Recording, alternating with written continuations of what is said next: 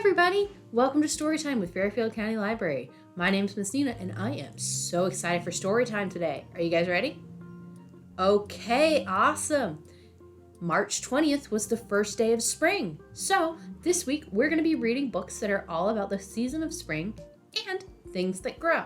Alright, our first book is The Gardener by Sarah Stewart. Pictures by David Small and published by Squarefish.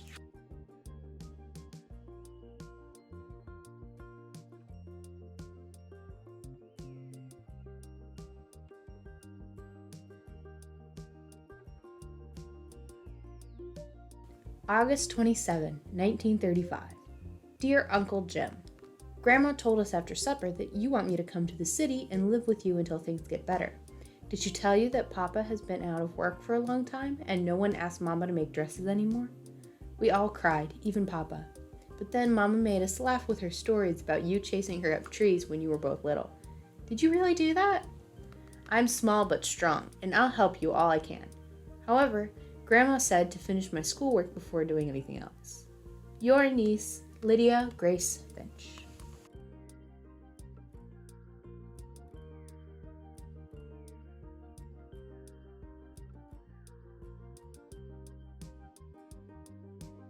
September 3rd, 1935. Dear Uncle Jim, I'm mailing this from the train station. I forgot to tell you in the last letter 3 important things that I'm too shy to say to your face. 1. I know a lot about gardening, but nothing about baking. 2. I'm anxious to learn to bake, but is there any place to plant seeds? 3. I like to be called Lydia Grace, just like Grandma. Your niece, Lydia Grace Finch.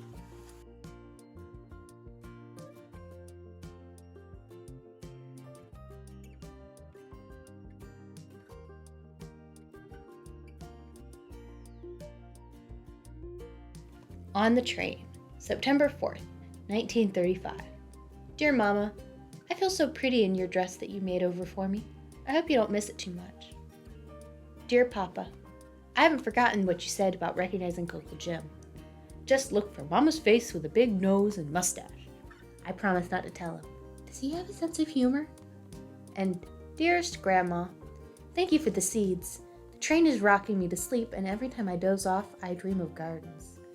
Love you all, Lydia Grace.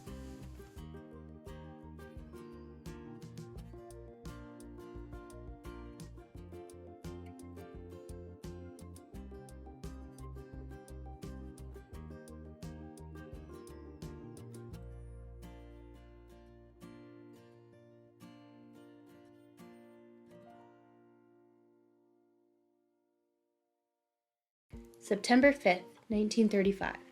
Dear Mama, Papa, and Grandma, I'm so excited! There are window boxes here. They look as if they've been waiting for me, so now we'll both wait for spring.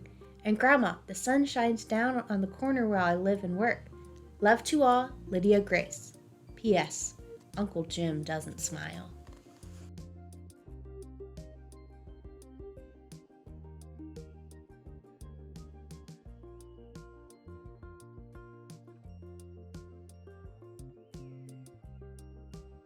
December 25th, 1935.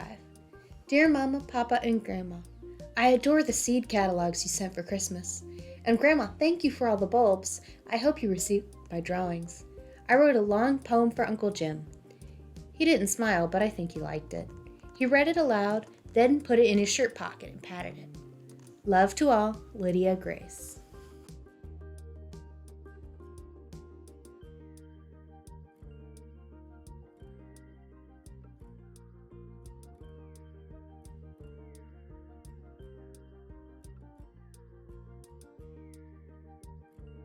February 12th, 1936. Dearest Grandma, thank you again for those bulbs you sent at Christmas. You should see them now. I really like Ed and Emma Beach, Uncle Jim's friends who work here. When I first arrived, Emma told me she'd show me how to knead bread if I would teach her the Latin names of all the flowers I know. Now, just half a year later, I'm kneading bread and she's speaking Latin. More good news. We have a store cat named Otis who at this very moment is sleeping at the foot of my bed. Love to all, Lydia Grace. P.S.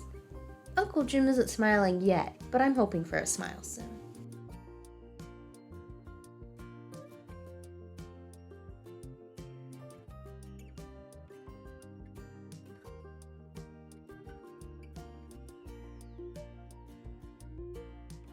March 5th, 1936. Dear Mama, Papa, and Grandma, I've discovered a secret place. You can't imagine how wonderful it is. No one else knows about it but Otis. I have great plans. Thank you for all the letters. I'll try to make more, but I'm really busy planting all your seeds in cracked teacups and bent cake pans. And Grandma, you should smell the good dirt I'm bringing home from the vacant lot down the street. Love to all, Lydia Grace.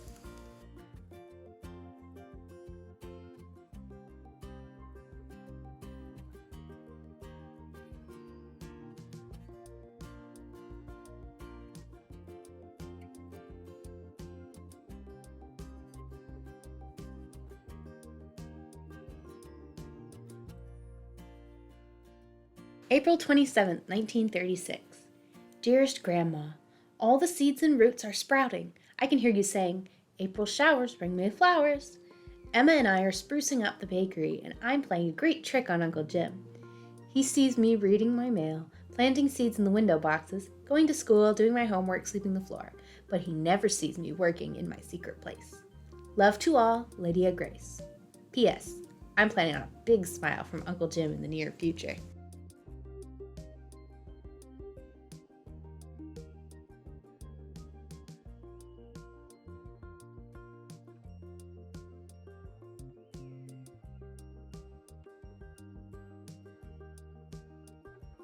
May 27, 1936.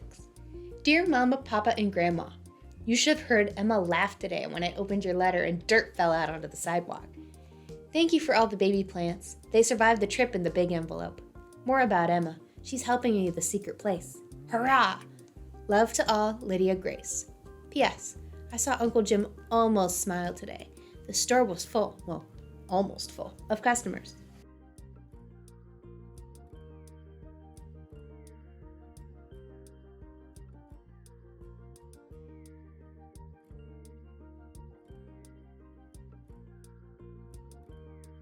June 27, 1936. Dear Grandma, flowers are blooming all over the place. I'm also growing radishes, onions, and 3 kinds of lettuce in the window boxes. Some neighbors have brought containers for me to fill with flowers, and a few customers even gave me plants from their gardens this spring. They don't call me Lydia Grace anymore. They call me the gardener. Love to all, Lydia Grace. P.S. I'm sure Uncle Jim will smile soon. I'm almost ready to show him the secret place.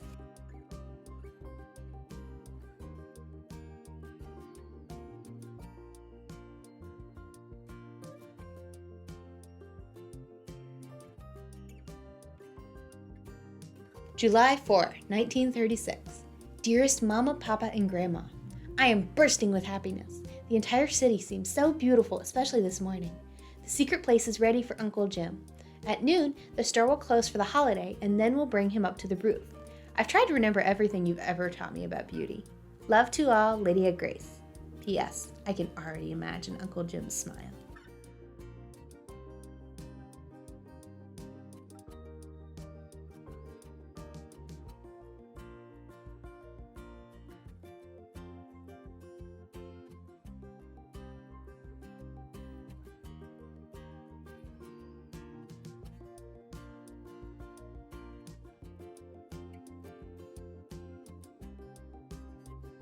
July 11th, 1936.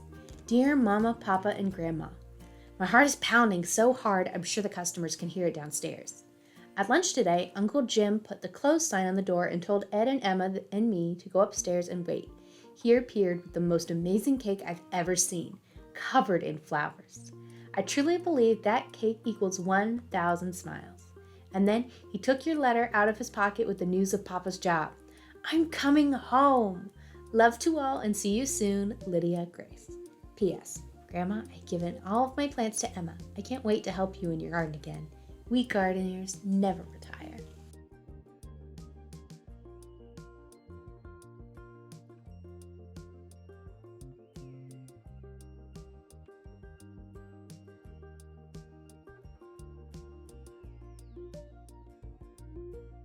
All right, that was The Gardener. Did you guys like it? I did. All right, our second book is Spring for Sophie by Yael Werber, illustrated by Jen Hill, and published by Simon and Schuster.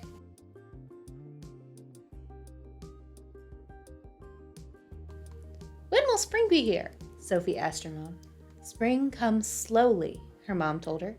"How will I know when spring is coming?" "The first way to tell if spring is coming is to listen for it. When you hear the birds start to sing their songs to each other, that's when you'll know spring is coming. That's what spring sounds like."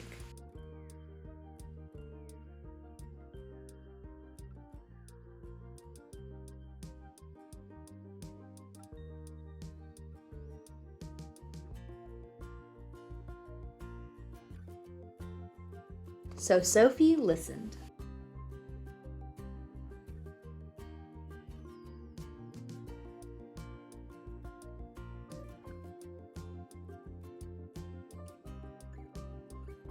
She listened in the mornings when she played with her sister in the snow, and she listened in the evenings when she helped her dad collect wood for the fire.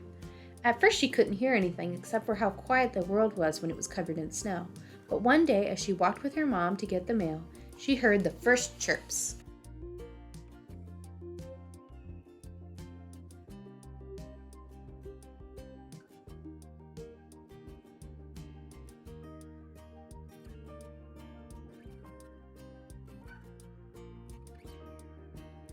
Every day she heard more and more. First the chickadees, then the mourning doves, and the robins.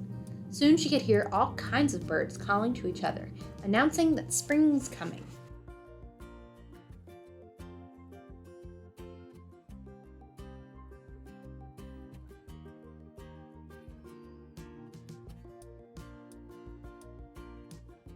But outside it was still snowy and cold. "How will I know when spring is getting even closer?" Sophie asked. "You'll have to use your feet," her dad said. "When you start to feel the ground get softer and muddy, that's when you'll know spring is getting even closer. That's what spring feels like."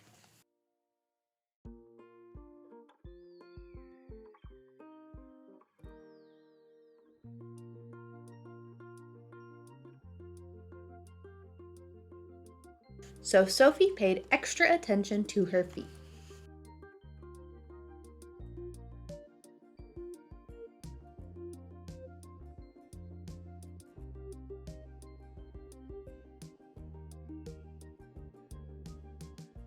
When she walked in the woods with her dad, the ground was still slippery and hard, and she had to hold her dad's hand.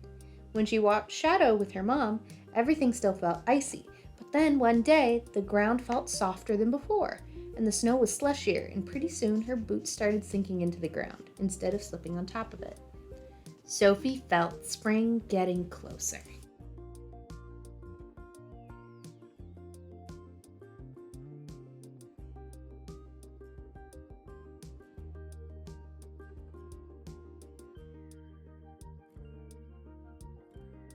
"But it's still not spring," Sophie said, and she sighed when she had to put on her hat and gloves to go outside. "How will I know when spring is really here?" "Well, Sophie, you'll have to use your eyes and nose to tell if spring is here," her mom said. "You'll have to watch and wait until you can see the snow start to melt, and you'll have to wait until the air begins to smell like earth and rain. That's when you'll know spring is here. That's what spring looks and smells like."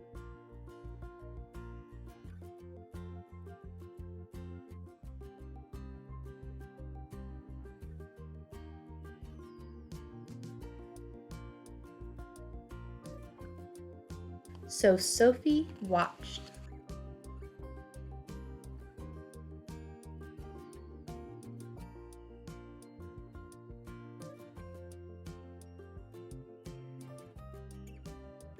She watched as the ice melted off the lake and as the snow turned to puddles in her yard.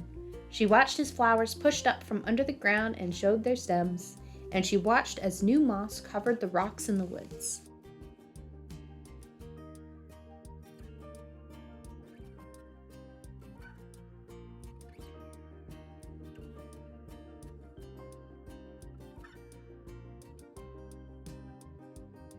She saw the world turn from white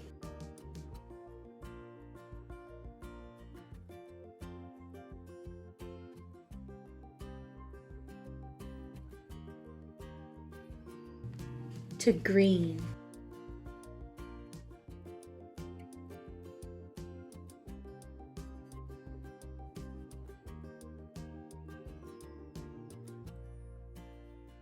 And then one day, after the snow had melted, Sophie smelt the air. She quickly put on her rain boots and raincoat and ran outside. Sophie looked up at the sky as the rain started to fall. "Sophie, what are you doing?" she heard her dad call.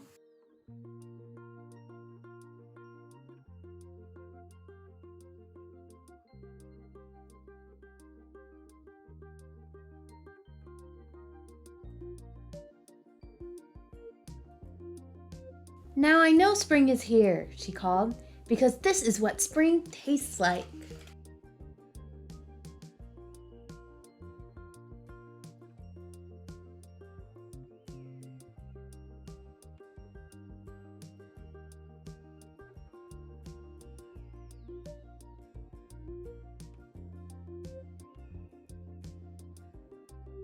And that was Spring for Sophie. Did you guys like it? I like the art. All right, everybody, thank you for joining me for story time. Now, just because we're done reading does not mean we have to be done with story time. If you come to the library this week, you can find something called Storytime kits, which are these fun-filled activity kits that we made to go with the books we read today. Each kit comes with a coloring sheet, a recipe, and a craft that you can make. This week, our craft is this, a woven garden plot, complete with vegetables. To get a kit, you need to come to the Fairfield County Library and look for some crates in the children's section. Now, we have 2 crates, one for Monday story times and one for Wednesdays. So you want to make sure you grab the right kits, or you could end up with something completely different. The kits for this story time are in the group B crate. They're the blue ones. New kits come out whenever there's a new story time, and if you want to try a kit from last week, it never hurts to ask one of the librarians. Maybe ask for me, Miss Nina. We might still have some in the back. Okay, everybody, thank you for joining me for story time. Once again, my name's Miss Nina, and I hope to see you in the library this week to pick up a story time kit. It's time to say goodbye, but I look forward to seeing you all next time. Bye!